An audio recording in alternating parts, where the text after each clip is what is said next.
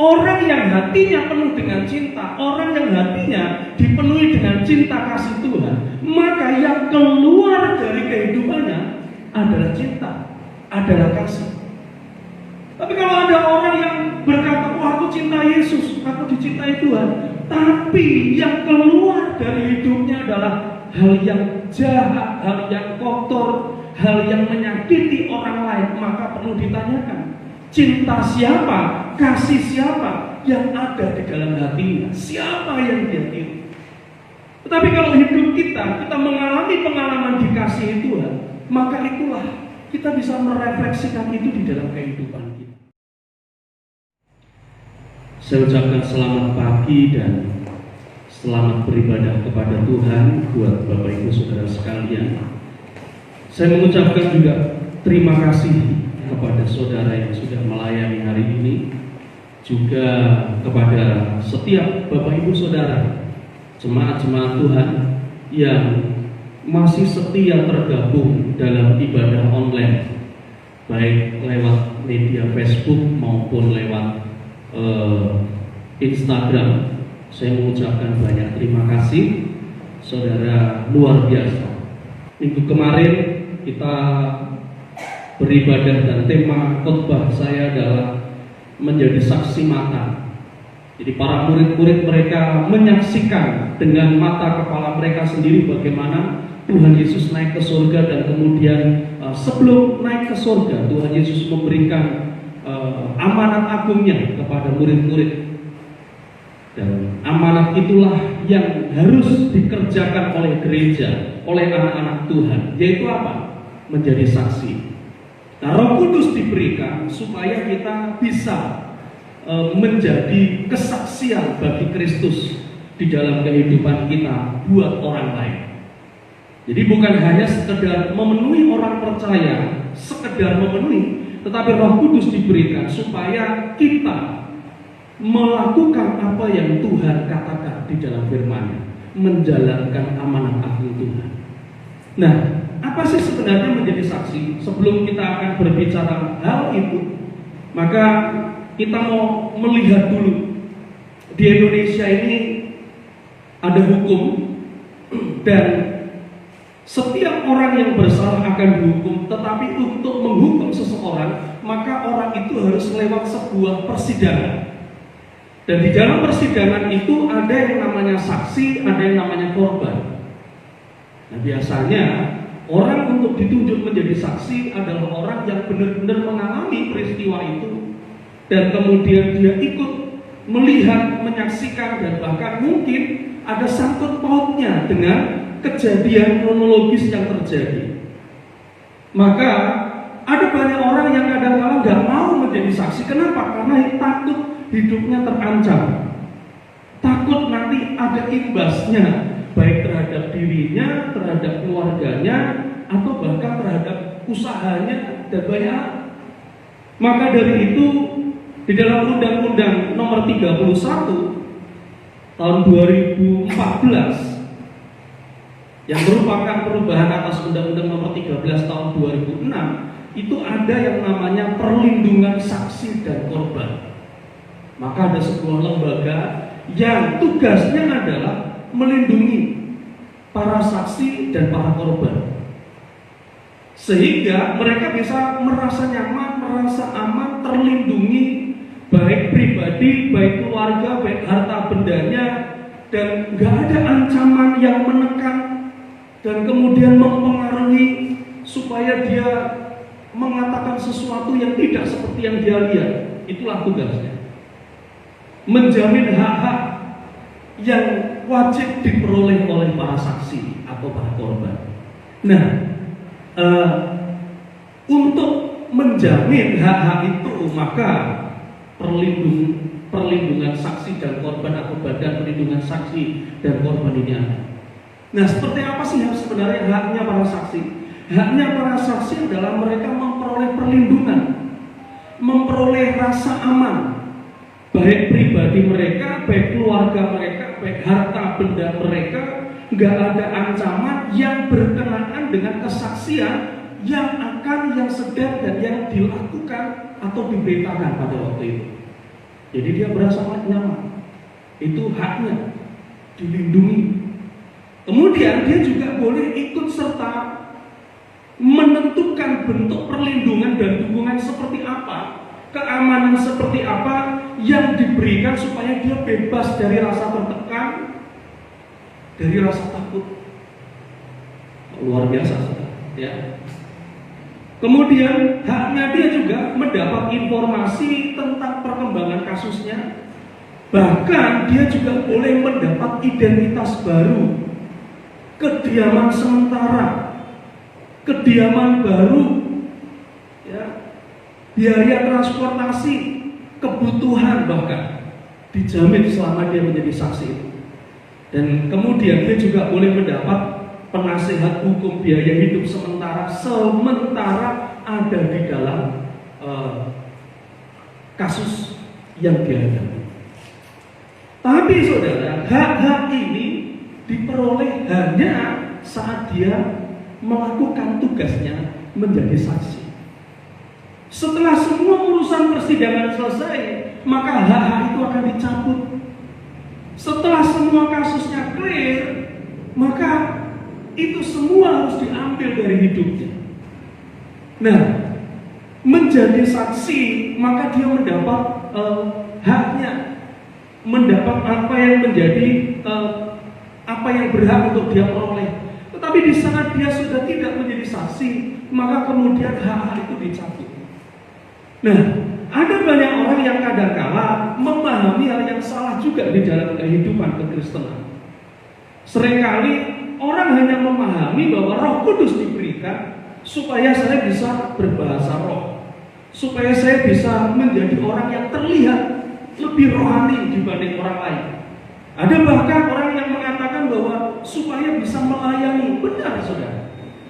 Tetapi ada hal yang lebih penting yang harus kita pahami, bahwa dipenuhi oleh Roh Kudus, diurapi oleh Roh Kudus, tujuannya adalah supaya kita bisa menjadi saksi, menceritakan tentang Tuhan. Mari kita baca di dalam Kisah Para Rasul, pasalnya yang pertama, ayatnya yang ke-8. Untuk lebih jelasnya, saya akan membacakan ayat 6 sampai ayat yang ke-8.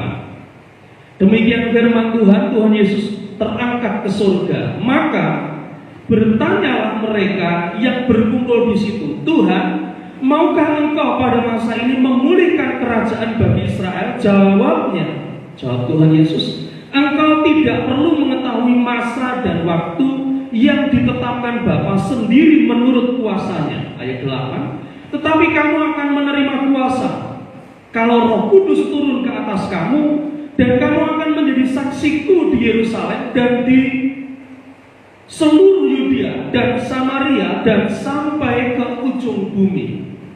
Jadi inilah yang dikatakan oleh Tuhan Yesus. Saudara juga bisa membaca di dalam Injil Matius, ya, pasal 28 ayat 19 ayat 20. Itu juga dikatakan hal yang sama, bahwa kita disuruh menjadi saksi, menerima kuasa kalau Roh Kudus turun ke atas kamu. Nah, ada banyak orang Kristen seperti tadi yang saya katakan, mereka ingin dipenuhi dengan Roh Kudus, tetapi dengan sebuah pemahaman yang salah. Begitu bangga dengan bahasa lidah, sampai kadang-kala melupakan buah dari Roh Kudus di dalam kehidupan. Begitu merasa senang, karena apa? Merasa dilihat orang lebih rohani karena bisa berbahasa roh. Ada bahkan orang yang merasa begini, saya nggak dipenuhi dengan Roh Kudus, maka level kerohanian saya ada lebih rendah dibanding orang lain.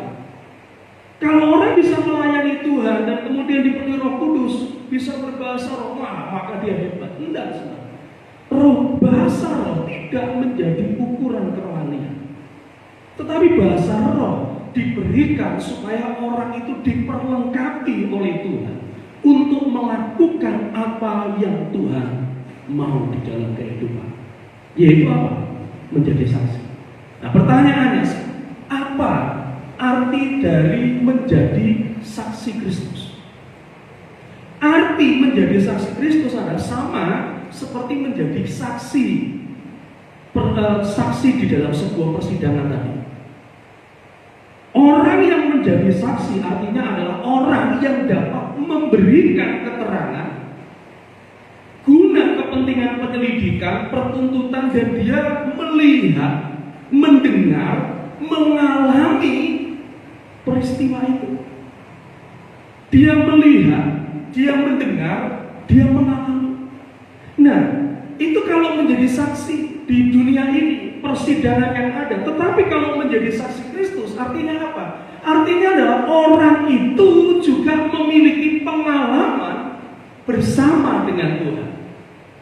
Dia mengalami sendiri, dia mendengar, dia menyaksikan dengan mata kepalanya sendiri. Bagaimana dia dicintai Tuhan, bagaimana dia mengalami dikasihi oleh Tuhan, bagaimana dia hidup bersama dengan Tuhan, berjalan dengan Tuhan.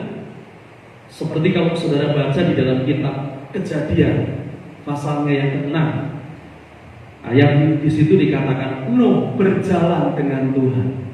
Jadi dia mengalami disertai oleh Tuhan, dicintai oleh Tuhan, mengalami susahnya, mengalami senangnya, bagaimana dia menghadapi himpitan, cemoohan waktu dia menjalankan perintah Tuhan, bagaimana susahnya ngumpulin binatang-binatang, buru-buru ngumpulin binatang, ngumpulin orang yang bisa diajak ngomong aja susah, saudara. Tapi dia bisa mengalami itu. Ada experience, ada sebuah pengalaman bersama dengan Tuhan. Ngalami sendiri bagaimana sehat ada dalam perlindungan Tuhan. Ngalami sendiri bagaimana waktu dia sakit dan ada dalam pemeliharaan Tuhan. Intinya adalah menjadi saksi adalah benar-benar hidup di dalam penyertaan Tuhan. Ngalami bagaimana Tuhan itu berkarya di dalam kehidupan. Nah, ada banyak orang yang kadang-kala di saat disuruh bersaksi, menyaksikan tentang keajaiban Tuhan atau menyaksikan pengalamannya dengan Tuhan, cenderung kebanyakan adalah orang itu share tentang mujizat, kesembuhan, pertolongan dari pergumulan. Wah Pak, saya kemarin hampir celaka, tapi kemudian Tuhan Yesus tolong saya. Tapi gak pernah ada banyak orang yang mau share tentang bagaimana dia menghadapi kesulitan, ada dalam titik terendah dalam hidupnya. Karena ada banyak orang yang kadang-kadang menganggap kalau hidup ada dalam kondisi rendah itu nggak disertai oleh Tuhan. Wah, salahnya di situ. Kalau ditolong Tuhan itu baru disertai Tuhan. Kalau dikasih kesembuhan itu baru ditolong Tuhan, disertai Tuhan. Kalau dikasih mujizat itu baru disertai oleh Tuhan. Pengalaman bersama dengan Tuhan. Nah, konsep yang salah inilah yang kadang-kadang harus mulai dirubah di dalam pemahaman kita. Kalau kita salah mempersepsikan menjadi saksi Kristus, maka kita bisa menjadi orang Kristen yang hanya cari Tuhan, itu cuma cari tangannya, bukan cari pribadinya. Tidak salah, tetapi kurang tepat. Nah, Tuhan mau kita ini menjadi orang-orang yang berani menyaksikan, berani memberitakan, berani menunjukkan lewat hidup kita pengalaman hidup bersama dengan Tuhan. Perjalanan bagaimana bersama dengan Tuhan disertai oleh Tuhan. Sehingga pemahaman orang tentang Tuhan itu benar. Pemahaman orang tentang Tuhan itu tepat.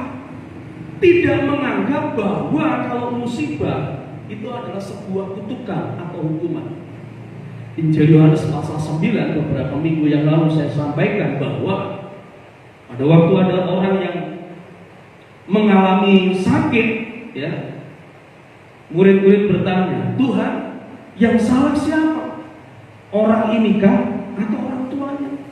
Sehingga dia lahir mengalami sakit, ya.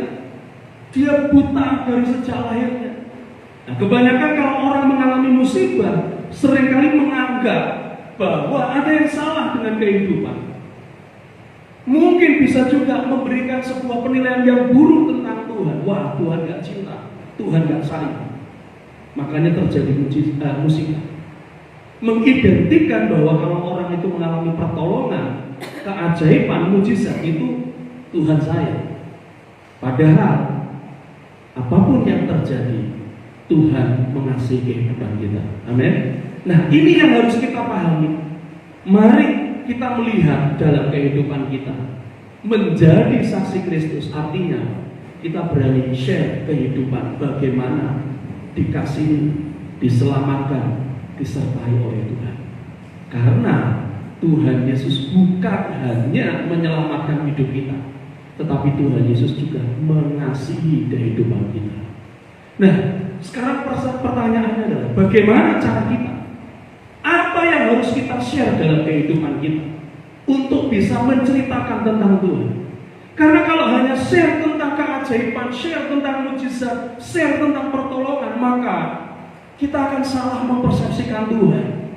Orang juga bisa salah menilai Tuhan.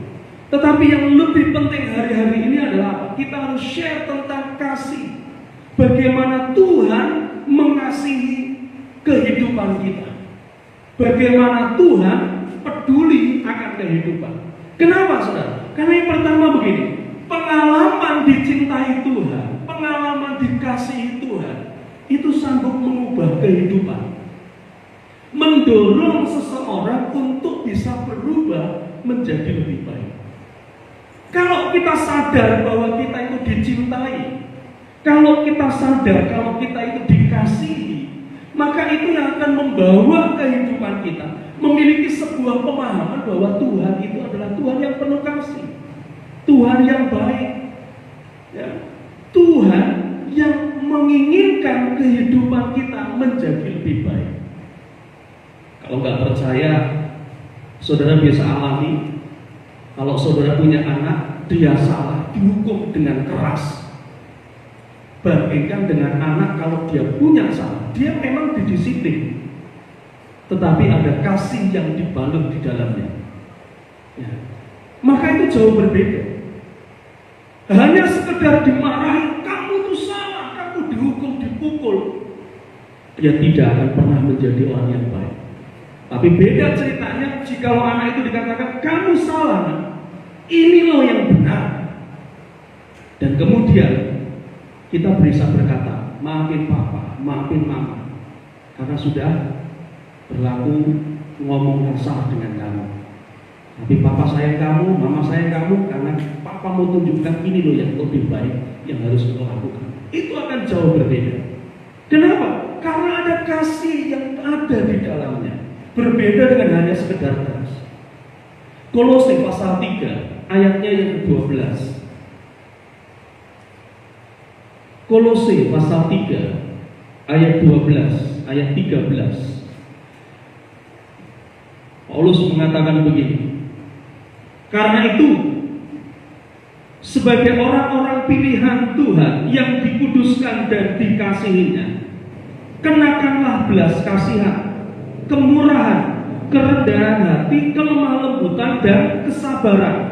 Sabarlah kamu seorang terhadap yang lain, dan ampunilah seorang akan yang lain. Apabila yang seorang menaruh dendam terhadap yang lain, sama seperti Tuhan telah mengampuni kamu, kamu perbuat jugalah demikian. Nah, ini yang dikatakan oleh Paulus kepada jemaat di Kolose. Dia berkata, miliki kasih, miliki kemurahan, miliki kerendahan hati, kelemah lembutan. Kenapa? Karena Tuhan juga sudah mengasihi kamu. Ampuni orang lain. Ya, kenapa? Ayat 13 dikatakan, sama seperti Tuhan sudah mengampuni, sudah berbelas kasihan dengan kehidupan kita.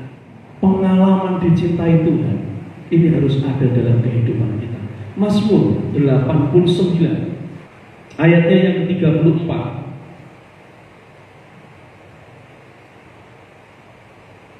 Mazmur mengatakan demikian, tetapi kasih setiaku tidak akan kujauhkan daripadanya, dan aku tidak akan berlaku curang dalam hal kesetiaanku. Ya. Mungkin lebih bagus dibaca dari ayat 31. Tapi ayat ini mengatakan bahwa tetapi kasih setiaku tidak akan kujauhkan daripadanya. Tuhan begitu mencintai, ya. Tuhan begitu mengasihi. Coba saya baca ya dari ayat 31.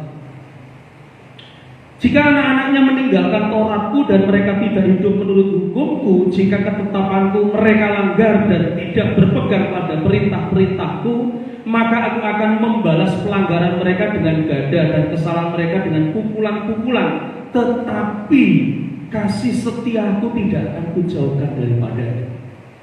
Jadi bahasa sederhananya begini, kalau ada seorang anak melakukan kesalahan, dia akan didisiplin, dididik, dipukul dengan gada supaya ngerti, tapi kasih tetap diberikan. Ini yang Tuhan kerjakan dalam hidup.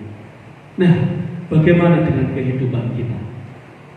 Satu contoh, kalau anak saudara nakal, saudara mungkin disiplin dia, tetapi bagaimanapun juga itu adalah tetap anak. Senakal-nakalnya dia, saudara akan tetap memberikan yang terbaik dalam kehidupan. Nah, Tuhan pun juga sama. Tuhan mengasihi kehidupan kita. Nah, yang kedua adalah pengalaman dikasih itu memberi pelajaran untuk kita juga bisa memperlakukan orang lain dengan kasih. Kalau kita sudah dicintai Tuhan, maka kita juga akan belajar mempraktekkan cinta itu di dalam kehidupan. Kita ada TK dan kita bisa melihat di TK itu adalah anak-anak yang cenderung mereka meniru perbuatan orang dewasa dibanding mendengarkan perkataan orang dewasa. Bahkan kalau disurvei itu menurut sebuah penelitian, 80% anak itu adalah plagiat terhebat, meniru. Ya, 80% mereka itu melihat dan meniru apa yang dilakukan oleh orang tuanya. Sedangkan perkataan itu cuma 20%. Artinya apa? Artinya begini, saat kita dicintai, kita akan niru mencintai. Dan apa yang dikerjakan oleh Tuhan dalam hidup kita, kita pun akan refleksikan itu di dalam kehidupan kita terhadap orang lain. Orang yang hatinya penuh dengan cinta, orang yang hatinya dipenuhi dengan cinta kasih Tuhan, maka yang keluar dari kehidupannya adalah cinta, adalah kasih. Tapi kalau ada orang yang berkata, "Oh, aku cinta Yesus, aku dicintai Tuhan," tapi yang keluar dari hidupnya adalah hal yang jahat, hal yang kotor, hal yang menyakiti orang lain, maka perlu ditanyakan, cinta siapa? Kasih siapa yang ada di dalam hatinya? Siapa yang dia tiru? Tetapi kalau hidup kita mengalami pengalaman dikasihi Tuhan, maka itulah kita bisa merefleksikan itu di dalam kehidupan kita. Matius pasal 18 ayatnya yang ke-33. Matius pasal 18 ayat 33. Nanti saudara bisa membaca dari ayat 21, tapi saya akan bacakan ayat 33 dan 35. Bukankah engkau pun harus mengasihi kawanmu seperti aku telah mengasihi engkau? Maka marahlah tuannya itu dan menyerahkannya kepada algojo sampai ia melunaskan seluruh hutangnya. Maka Bapakku yang di surga akan berbuat demikian juga terhadap kamu, apabila kamu masing-masing tidak mengampuni saudaramu dengan segenap hati. Jadi ceritanya di ayat ini adalah ada perumpamaan yang disampaikan. Ada seorang raja dan dia melihat ada orang atau bawahannya yang berhutang. Ya, ayat 24 dikatakan, ada seorang raja yang memperhitungkan hutang terhadap hamba-hambanya. Ada seorang yang berhutang 10.000 talenta. Atau mungkin kalau diteruskan ya, oke lah, anggap sederhana, ada orang yang punya hutang mungkin 10 miliar sama orang lain. Kemudian orang ini dipanggil oleh raja, ditanya, kamu bisa bayar nggak 10 miliar ini? Orang ini berkata, Tuhan, aku nggak punya duit. Kalaupun dijual seluruh hartaku beserta istri anak-anakku, aku nggak akan pernah bisa bayar utang itu. Ayat 27 dikatakan, lalu tergeraklah hati tuan itu oleh belas kasihan, sehingga dia membebaskan hutang hambanya itu 10 miliar itu. Keluar dari rumah raja, dia ketemu dengan temannya. Orang itu, temannya ini punya utang 100 dinar. Mungkin cuma 1 juta atau mungkin lebih rendah dari 1 juta. Tapi waktu dia melihat temannya itu, dicekik temannya itu, dan kemudian dia berkata, bayar utangmu. Temannya berkata, wah nggak bisa, nggak punya duit. Dia marah, ya, menjebloskan temannya itu ke penjara. Padahal barusan dia diampuni oleh raja dengan hutang 10 miliar. Tapi dia melihat temannya cuma 1 juta, dia sudah berbuat jahat. Jadi Bapak Ibu, kalau kita memiliki pengalaman dicintai oleh Tuhan, dikasih, maka kita pun juga bisa memperlakukan orang lain dengan penuh kasih. Buat itu di dalam kehidupan kita. Yang ketiga, pengalaman dicintai Tuhan itu akan mendorong kita untuk memperkenalkan Tuhan yang penuh kasih itu kepada orang yang membutuhkan sentuhan kasih Tuhan lewat hidup kita. Tanpa sadar apa yang kita perbuat dengan penuh kasih itu menceritakan, memperkenalkan Tuhan lewat kehidupan kita. Roma pasal 10 ayatnya yang ke-14. Roma pasal 10 ayat 14 dikatakan demikian. Tetapi bagaimana mereka dapat berseru kepada Tuhan jika mereka tidak percaya kepada Dia? Bagaimana mereka dapat percaya kepada Dia jika mereka tidak mendengar tentang Dia? Bagaimana mereka mendengar tentang Dia jika tidak ada yang memberitakannya? Jadi inilah tugas kita. Roh Kudus diberikan supaya kita bisa memberitakan, mewartakan, menunjukkan, share kepada banyak orang tentang kasih Tuhan, bahwa Tuhan itu adalah Tuhan yang baik. Ada banyak orang yang takut beribadah, takut datang kepada Tuhan. Kenapa? Karena nanti akan dihakimi. Kenapa mereka bisa berkata gitu? Karena mereka melihat fakta yang ada. Anak-anak Tuhan yang suka menghakimi juga. Karena saya kalau datang kepada Tuhan belum tentu diampuni. Kenapa? Karena ada banyak orang Kristen yang susah mengampuni. Ya. Saya kalau ketemu dengan Tuhan nanti takut Tuhan ngomong kasar sama saya. Kenapa? Karena ada banyak anak Tuhan juga yang ngomongnya seperti itu, yang perilakunya seperti itu. Jadi Bapak Ibu saya dikasihi Tuhan, pagi hari ini izinkan Roh Kudus mengurapi kehidupan kita, supaya Roh Kudus Tuhan itu mengubah kehidupan kita.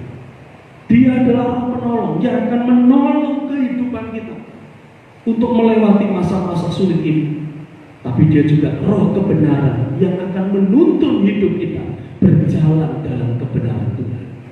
Dia juga yang akan membawa kehidupan kita untuk mengalami kasih, kemurahan, dan kebaikan Tuhan. Jadi pagi hari ini biarlah kita minta supaya Tuhan menuntun hidup kita. Kita memiliki pengalaman bagaimana dicintai oleh Tuhan, supaya kita juga berbagi kasih itu kepada banyak orang di saat kondisi yang sulit hari-hari ini. Mari kita datang kepada Tuhan.